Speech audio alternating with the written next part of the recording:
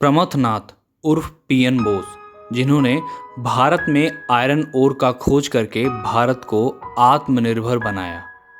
PN Bose का जन्म 12 मई 1855 को पश्चिम बंगाल के गाईपुर नामक गांव में हुआ था।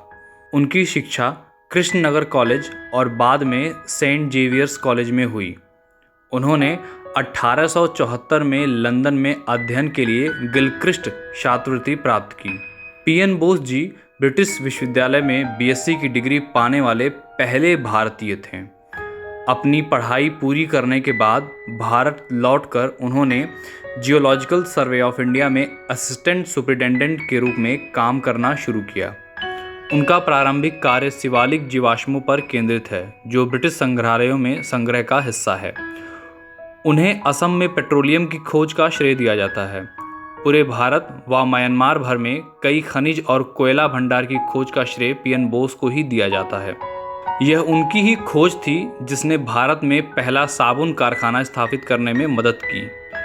एक भूवैज्ञानिक के रूप में उनके महत्वपूर्ण योगदान के बदौलत ही जमशेदपुर में टाटा स्टील वर्क्स की स्थापना हुई। अपने 20 वर्षों के कार्यकाल के दौरान उन्होंने नर्मदा घाटी, रीवा स्टेट, मध्य भारत और शिलांग पठार का सर्वेक्षण किया।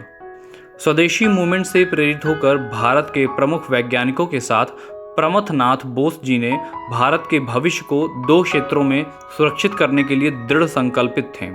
पहला, राष्ट्रीय लाइनों और राष्ट्रीय नियंत्रण के तहत शिक्षा का प्रचार, और दूसरा, देश का औद्योगिकरण और भौतिक उन्नति।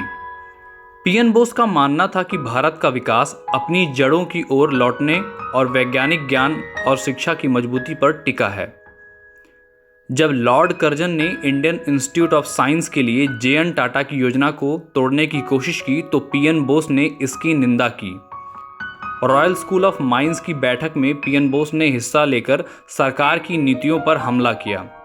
उनकी किताब national education and modern progress Bharat में तकनीकी वैज्ञानिक शिक्षा के लिए अपने जुनून को दर्शाता है।